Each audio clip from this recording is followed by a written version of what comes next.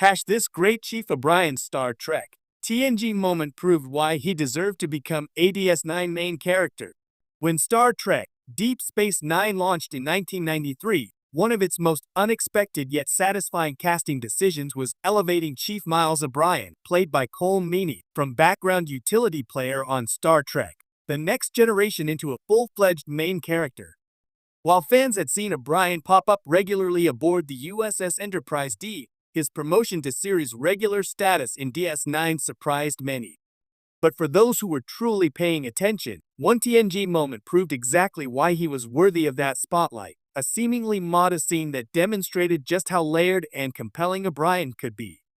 It happened in TNG Season 4, Episode 8, The Wounded. This pivotal hour didn't just give O'Brien his most screen time up to that point, it defined him. And in doing so, it revealed the emotional depth, professional nuance, and internal conflict that would later make him the heart of Deep Space Nine. The quiet everyman becomes the focus. Before The Wounded, O'Brien was mostly known to TNG fans as that transporter guy. While he did occasionally venture beyond the transporter room, acting as a helmsman in TNG's pilot encounter at Farpoint or nervously officiating at Worf's tea ceremony, he was rarely given anything resembling an arc. He was there to push buttons, give quick technobabble updates, and fade back into the scenery. He wasn't even named Miles Edward O'Brien until his character began to grow. Then came The Wounded, a story not about Picard, Riker, or Data, but about a war-scarred non-commissioned officer, a man who wasn't part of the bridge crew, but had his own inner turmoil worth exploring. That episode took a supporting character and trusted the audience to care about him. And thanks to Cole Meany's understated but deeply felt performance, they absolutely did. The Wounded, a test of loyalty and memory.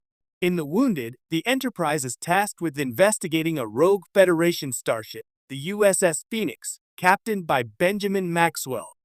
Maxwell, a former commanding officer of O'Brien, is attacking Cardassian ships in violation of a peace treaty. He suspects the Cardassians are rearming for war, despite the treaty's terms. The premise places the Federation in a diplomatic bind, but emotionally, it places O'Brien right in the middle of a moral and personal tug of war. Maxwell had once been a hero to him. Now, he might be a warmonger threatening peace. To complicate matters further, O'Brien himself harbors a deep and unspoken resentment of the Cardassians from his own service during the Federation-Cardassian War.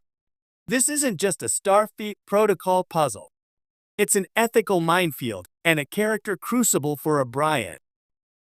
It was the war, the bloody, bloody war.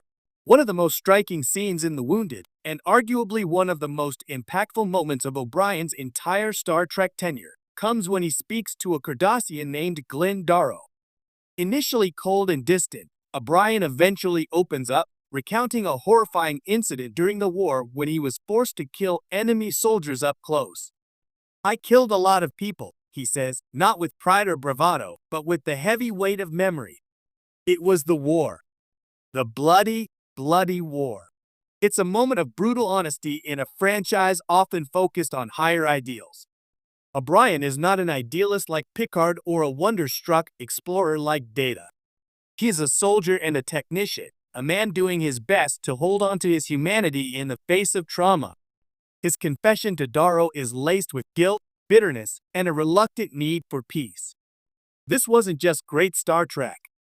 It was great television, a nuanced portrayal of a working-class veteran navigating the murky line between duty and conscience.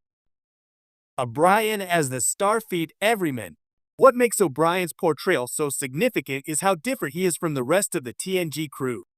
While characters like Geordi LaForge, Data, and even Worf often represent archetypes or ideals, O'Brien feels real. He's not perfect. He's not always in control. He gets frustrated, makes mistakes, and struggles with prejudice. He's not on the command track, and he never pretends to be. In many ways, O'Brien is Starfleet's everyman. He isn't out there to make speeches about the Prime Directive. He's the guy keeping the transporters working and making sure the phasers fire when they're supposed to. But The Wounded showed he was just as complex and just as worthy of storytelling as any of the series leads. This realism, This grounding made him the perfect foil and complement to the more heady, philosophical tone of TNG. And later, it made him a perfect fit for Deep Space Nine, where moral ambiguity was the norm. From supporting player to emotional core.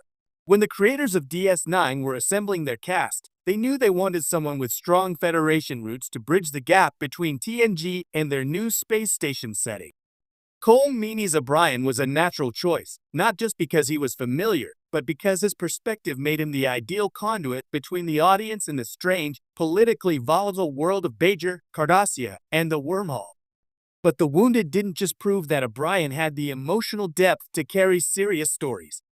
It also highlighted how versatile the character was. He could be a soldier, a husband, a tinkerer, a friend, and a skeptic all at once. He wasn't molded to be heroic. He was relatable, and viewers gravitated toward that. On DS9, O'Brien's character would be deepened even further. We saw his love for Keiko, his enduring friendship with Bashir, his struggles with PTSD, and his frequent brushes with engineering disasters. He suffered more than almost any other character, but always kept going.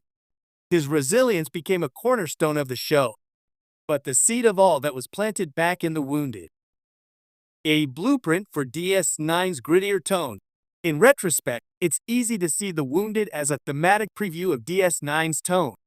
The episode deals with the aftermath of war, the unreliability of peace, and the emotional cost of service.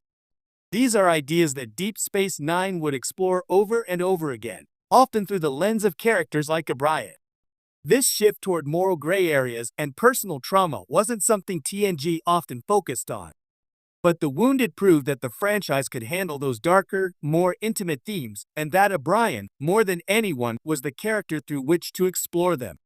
The story didn't end neatly, either. Maxwell has stopped, but it's left ambiguous whether he was entirely wrong about the Cardassians.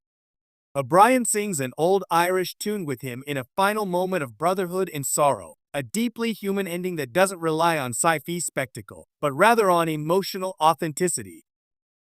Legacy and redemption. Decades later, fans still cite The Wounded as a turning point for O'Brien, and for good reason. It elevated a character many had taken for granted and gave Star Trek a new type of hero, one whose strength lay in endurance rather than grandeur. Colm Meaney's performance was the linchpin. His ability to convey world weariness, quiet dignity, and simmering pain gave O'Brien a sense of lived-in reality that stood in stark contrast to TNG's otherwise idealized future. He didn't need a title or a catchphrase. He had truth. By the time O'Brien arrived on DS9, he already felt fully formed. Fans had seen his scars, his loyalties, his regrets. He wasn't there to fulfill a trope, he was there to be a man. And in a franchise filled with captains and conquerors, O'Brien's journey from